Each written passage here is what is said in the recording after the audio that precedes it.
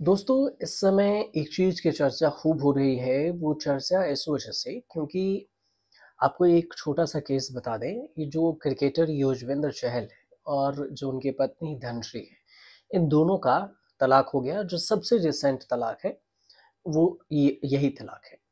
लेकिन इस वीडियो में आपको तलाक की कहानी नहीं बताएँगे कि ये तलाक हुआ तो क्यों हुआ, कितना क्या कुछ हुआ। लेकिन जो इनका तलाक हुआ है वो 4 करोड़ 75 लाख रुपए में हुआ है, जिसे आप एलिमनी और इसको कहते हैं गुजारा भत्ता हिंदी में।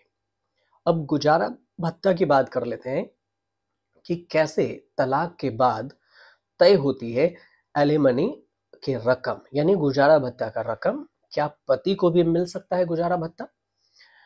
तो इस इसे इसे ही इसमें समझते हैं। चर्चा के बारे में हमने आपको बता ही दिया कि युजवेंद्र चहल के जो 4 साल उनके शादी के हुए और इस 4 साल में ही उनका तलाक हो गया। कहना तो ये है कि उन्होंने सिर्फ़ 516 दिन ही उन्होंने साथ बिताए दोनों ने। लेकिन कोर्ट के आदेश के बाद चहल ने एलिमनी के तौर पर धनश्री को 4 करोड़ 75 लाख रुपए की मोटी रकम अदा की। क्रिकेटर अब तकरीबन 2 करोड़ 30 लाख रुपए दे चुके हैं और बाकी की रकम आगे वो देंगे। तलाक और फिर एलिमनी गुजारा भत्ता का ये कोई पहला मामला नहीं है। चाहे किसी बॉलीवुड हो, सेलिब्रिटी हो, कोई मीडिया पर्सनालिटी हो या फिर बॉलीवुड में हाई प्रोफाइल ब्रेकअप हो, इमोशनल ड्रामा हो या फिर किसी भी तरह की जो बड़ी बात हुई है या बड़े बिजनेसमैन का तलाक हो, ये कोई नया मामला नहीं है और हमेशा से इस चर्चा का विषय बना रहा है। लेकिन सवाल ये उठता है कि कैसे तय होती है एलिमनी की जो भत्ता है, ये गुजारा भत्ता तय कैसे होती है?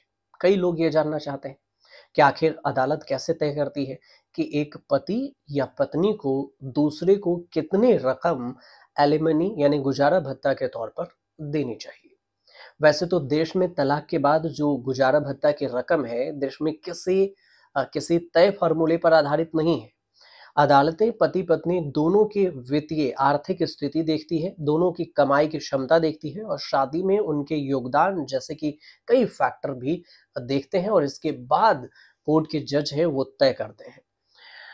मैग्नस लीगल के जो सर्विसेज के एलएलपी में जो पार्टनर हैं और इसके जो एडवोकेट हैं निखिता आनंद ने एक मीडिया हाउस को बताया कि भारत में तलाक के मामलों में गुजारा भत्ता यानी एलिमनी को लेकर कोई सख्त नियम नहीं है।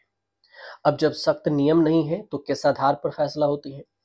अब जैसे कि दोनों पति-पत्नी का कोई भी जो वित्तीय है और कमाई के जो ज़रिया है, इसे भी अगर हम देखें तो इस क्षमता में विवाद में ये योगदान ज़रूर रहा। अब इसे उदाहरण से समझिए कि अगर 20 साल से गृहिणी रही जो एक नाम है जिसको उन्होंने बताया है कि इसका ज़िक्र कर सकते हैं, लेकिन इस नाम में देखें तो प्रिया नाम।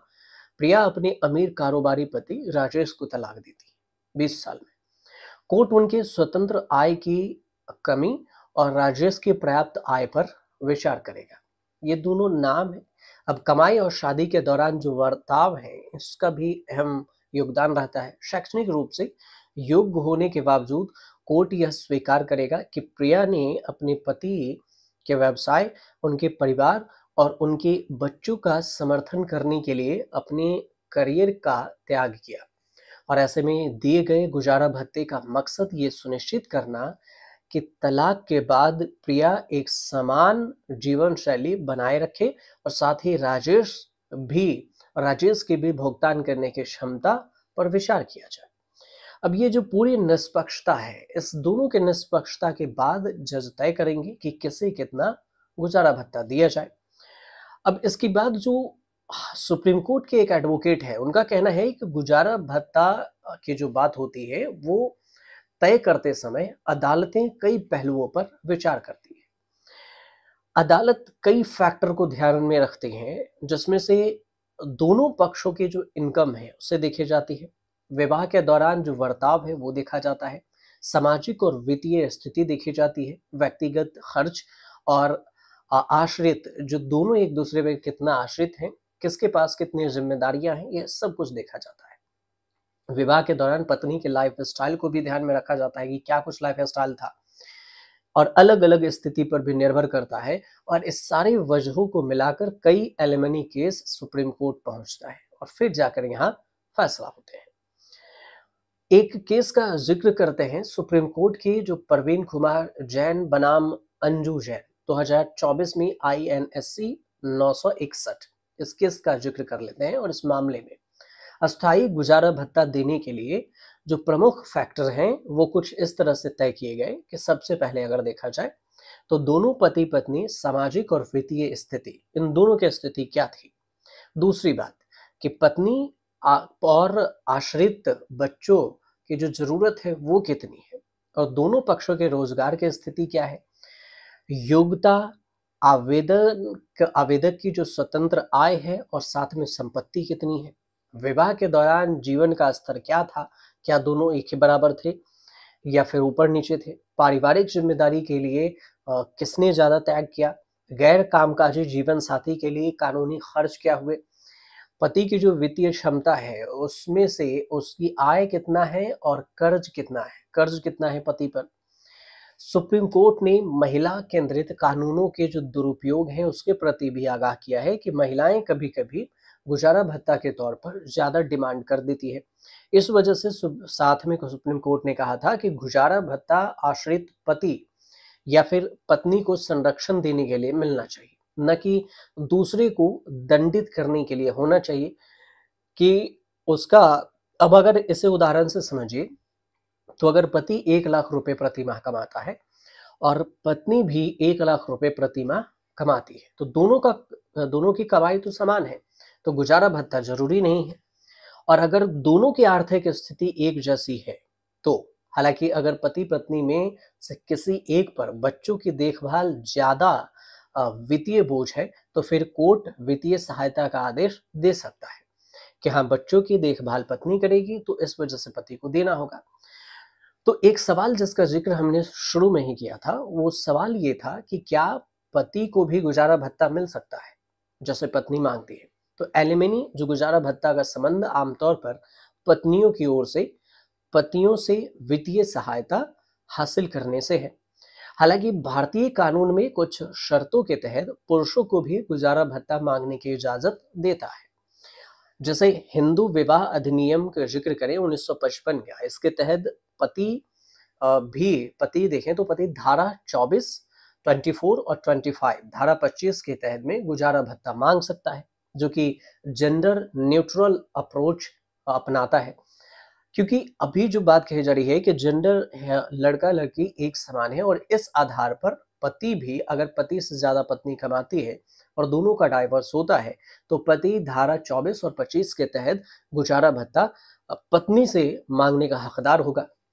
हालांकि 1954 का जो विशेष विवाह अधिनियम है, इसमें से 2023 का जो भारतीय नागरिक सुरक्षा संहिता है, साथ में 1956 का जो हिंदू अडॉप्शन और मेंटेनेंस एक्ट है, 2005 का घरेलू हिंसा से महिलाओं का संरक्षण है, ये सारे अधिनियम जैसे कानून मुख्य रूप से पतियों द्वारा पत्नियों को गुजारा भत्ता देने पर केंद्रित है। ये सारे कानून, ये भी ध्यान रखिएगा।